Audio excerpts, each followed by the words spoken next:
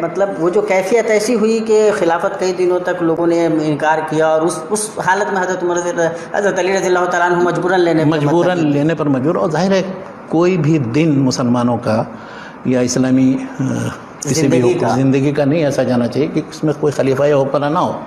اسی لیے دیکھیے رسول اللہ صلی اللہ علیہ وسلم کی وفات کے بعد بہت زیادہ اہمیت اس بات کی، یہاں تک کہ یہ چیز فیصلہ کیا دی گئی کہ کون خلیفہ ہو. میرا مطلب یہ تھا شیخ کہ جب ہم اس موضوع پہ کتابوں کا ذکر کر رہے ہیں اور جب اسلام میں جو اصول حکمرانی بتائے گئے ہیں، مجھے ایسا لگتا ہے کہ حکمرانوں کے اوصاف کیا ہونے چاہیے اس پہ زیادہ توجہ ہے، لیکن تشکیل حکومت کو لے کر کے کوئی متعین راستہ اس میں نہیں. اب یہ دیکھیں نا، چاروں کا الگ الگ طریقے سے. پھر اس کے بعد جب حضرت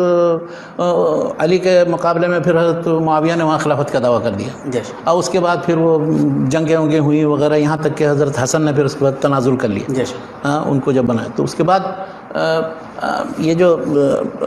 یعنی پھر خلیفہ ایک ہو گیا اور معاویہ کا سلسلہ. تو اس سے یہ اندازہ ہوتا ہے کہ خلیفہ ایک ہونا چاہیے، حکمراں ایک ہونا چاہیے کہ جس سے ایک طرح سے سارے دنیا کے مسلمان جو مختلف علاقوں میں ہیں وہ اس سے مرتبط رہیں. اور یہ سلسلہ تقریباً 14ویں صدی ہجری تک یہ سلسلہ جاری تھا، الغائے خلافت عثمانیہ تک خلافت. اس کے بعد بھی بڑی کوشش ہوئی، سید رشید رضا نے المنار میں اور دوسرے بہت سے لوگوں نے کوشش کی کہ یہاں یا تو حجاز میں یا کہیں کسی جگہ یا پھر مختلف جگہوں پر الگ الگ خلیفہ ہوں اور اس کے بعد ایک فیڈریشن قائم کر لیا جائے. علامہ اقبال کا جو نظریہ تھا، تو اس طرح تھا سلسلہ. لیکن پھر وہ غیر مسلم طاقتیں اتنا زیادہ سازش کر کے مسلمانوں کے اندر منافرت پھیلا دی تھی. اولاً تو ترکوں عربوں کو لڑا دیا تھا، پھر عربوں کو بھی بیوقوف بنا کر کے ان کے حصے بکھرے کر کے ٹکڑے بنا دیے. قومیت کی لہر اٹھی اور پھر مطلب اور پھر قومیت کی لہر اٹھی اور وہ یعنی بالکل ہی آپ ربع اول جو 20ویں صدی کا ہے اس کی تاریخ آپ پڑھیں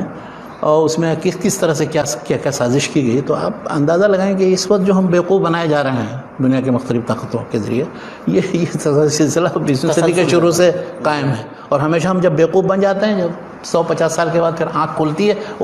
ہمارے ساتھ تو یہ ہو گیا،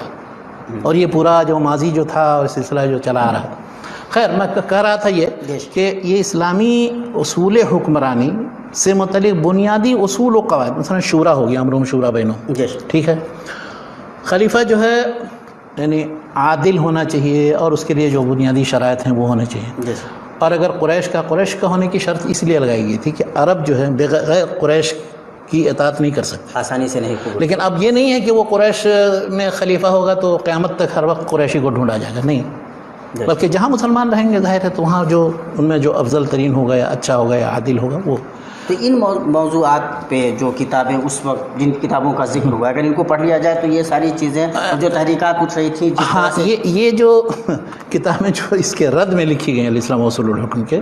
محمد احمد الغمراوی نے اور کس نے بہت سے لوگوں نے لکھے ہیں ان کے اوپر، تو اس میں ان چیزوں کا ذکر ہے کہ اسلام کا نظام خلافت یا اصول حکمرانی جو ہے یہ تو سارے عقیدے کی کتابوں میں مذکور ہے، فقہ کی کتابوں میں مذکور ہے، اور خاص طور پر جو سیاست سے متعلق جو کتاب، میں نے ایک کتاب کا ذکر کیا تھا الاحکام السلطانیہ، وہ پڑھ لیں یا کوئی بھی اور دوسری کتاب، تو اس میں سب چیزیں مذکور ہیں.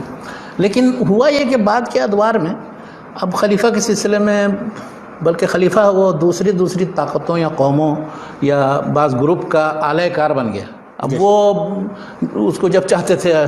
رکھتے تھے منصب پر، جب چاہتے تھے اس کو معزول کر دیتے تھے. ترکوں نے ایسا کیا، پھر ایرانیوں نے ایسا کیا، پھر اور دوسرے لوگوں نے بھی ایسا کیا. تو ایک طرح سے نام، لیکن پھر بھی جب تک خلیفہ موجود تھا،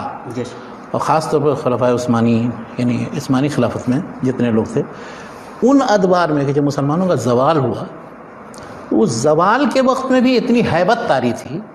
غیر مسلموں پر، خاص طور پر یورپ وغیرہ پر، کہ وہ دیکھتے محمد الفاتح جو آیا ہے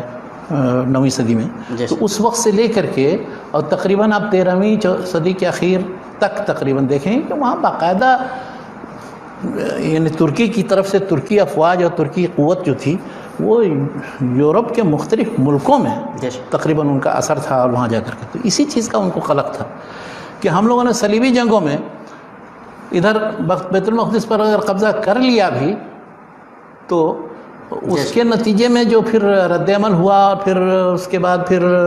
صلاح الدین ایوبی آ گئے، تو وہ آج تک نہیں بھولے ہیں وہ کہ صلاح الدین ایوبی نے ہمارے ساتھ یہ کیا اور ہم سے وہ سارے علاقے چھین لیے. اور صلاح الدین ایوبی 6 صدی ہجری میں تھا. اس کے بعد جو 9ویں صدی محمد الفاتح اور اس کے جتنے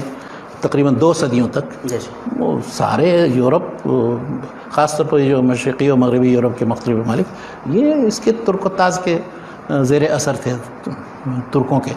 تو اس لیے ان کو ترکی سے بہت زیادہ شدید نفرت تھی، اور وہ چاہتے تھے کس طرح سے خلافت کا نظام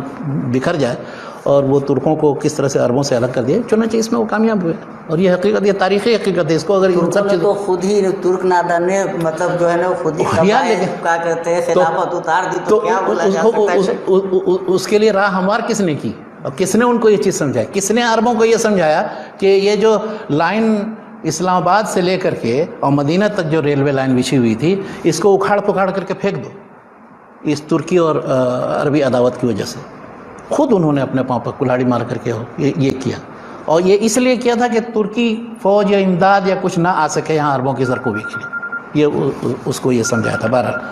تو خیر اس موضوع پر کسی کو پڑھنا ہو تو موجودہ دور کی تاریخ پڑھے اور اس سے متعلق اس کو اندازہ ہوگا.